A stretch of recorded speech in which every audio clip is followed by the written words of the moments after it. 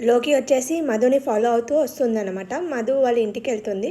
ఎలాగైనా వాళ్ళ ఫ్రెండ్ అంటుంది, ఏంటే ఇంతసేపు అయింది అని అంటే, లేదే మా అమ్మకి చెప్పాను కదా లేట్ అవుతుందని అని చెప్పింది. చెప్పగానే ఇక్కడ మహి వాళ్ళ ఇంటికి వెళ్ళాను, అక్కడ వరలక్ష్మి వ్రతం చేశారు కదా అందుకే లేట్ అయింది అని చెప్పి, సరే చాలా లేట్ అయింది కదా భోజనం చేసి వెళ్ళు అని చెప్పాను.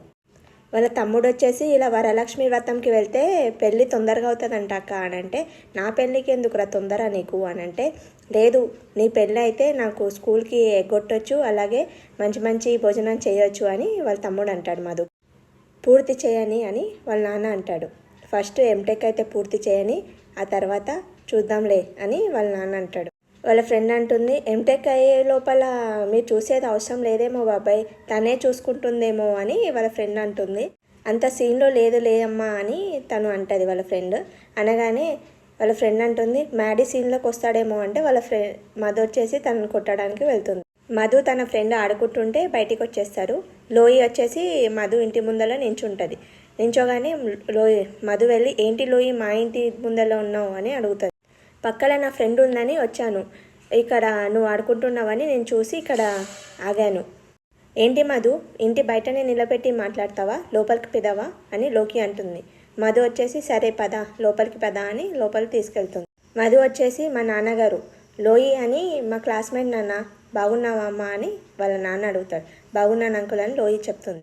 అందరు వచ్చారు కదా భోజనం చేయండి, లేదంటే ఇంట్లో మా మమ్మీ ఎదురు చూస్తుంటుంది, నేను వెళ్తాను. లోకి అంటుంది, మీ ఇల్లు చాలా బాగుంది, చిన్నగా ఉన్నా కానీ చాలా బాగుంది, ఒకసారి మీ ఇల్లు అంతా చూపిస్తావా అని అంటుంది. ఎందుకోసం అంటే మధు వెళ్ళి కిచెన్ అంతా చూపిస్తుంది. తర్వాత లోహి అంటుంది, మరి నీ రూమ్ చూపించావా అంటే సరే అని తన రూమ్లోకి తీసుకెళ్తుంది.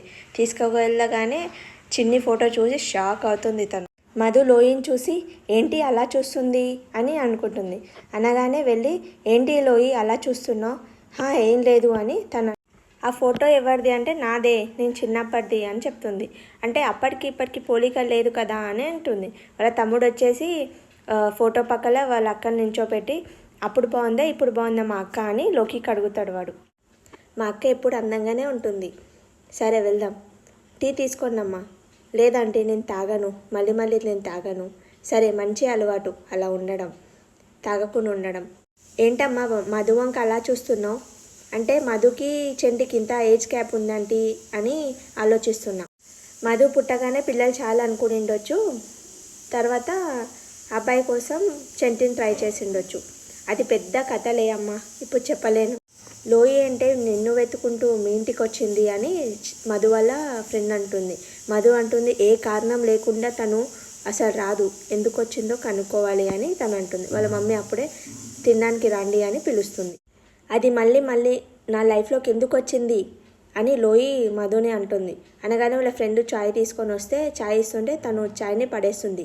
వాళ్ళ ఫ్రెండ్ అంటుంది, నీకేమన్నా పిచ్చా, మ్యాడీ వాళ్ళ ఇంట్లో వ్రతం అయినప్పటి నుంచి చూస్తున్నాను, నువ్వు ఇలా బిహేవ్ చేస్తున్నావు, ఏమైంది?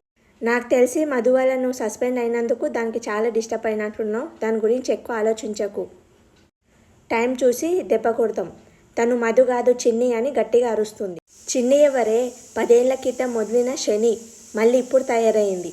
చిన్నప్పటి నుంచి ఆ చిన్ని నా శత్రువు, దాని పేరు ఎత్తాలంటేనే చిరాకేస్తుంది, దాని ముఖం చూస్తేనే అసహ్యం వేస్తుంది. 10 ఏళ్ల క్రితం దాంతో కనెక్షన్ కట్ అయింది. బీటెక్ ప్రశాంతంగా చదువుకున్నాను, మళ్ళీ ఎంటెక్లో మధు అని అది నా జీవితంలోకి వచ్చింది. ఆ మధు చిన్ని కాబట్టే కాలేజ్లో జాయిన్ అప్పటి నుంచి గొడవలు మొదలయ్యాయి. నా మనసు గుర్తుపట్టింది, అందుకే దేశించడం మొదలుపెట్టింది. మా నాన్న చావుకి కారణమైన చిన్నిని అలియాస్ మధుని అస్సలు వదిలిపెట్టాను అని కోపంగా అంటుంది లోకి. రేపటి నుంచి తనకు కౌంట్డౌన్ మొదలవుతుంది, నరకం అంటే ఏంటో చూపిస్తా తనకి. వాళ్ళ ఫ్రెండ్ సప్న కాలేజ్కి రాదు, మధు నోట్స్ తన దగ్గరనే ఉంటుంది.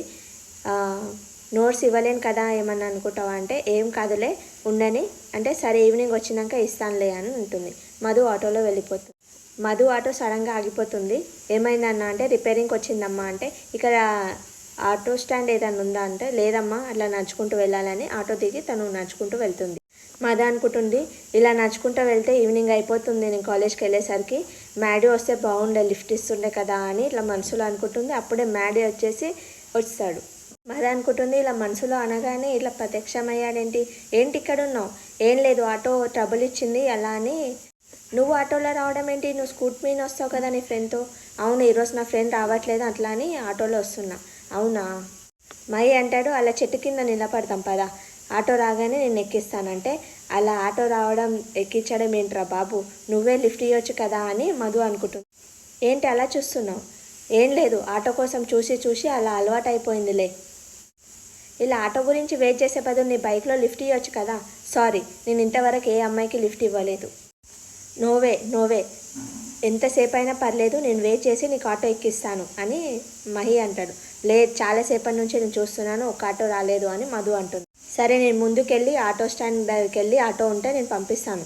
సరే నువ్వు వెళ్ళి పంపించేసరికి పోనీ ఒక పని చేద్దాం. ఏం చేద్దాం, ఏం లేదు 3 times టాస్ వేద్దాం సరేనా.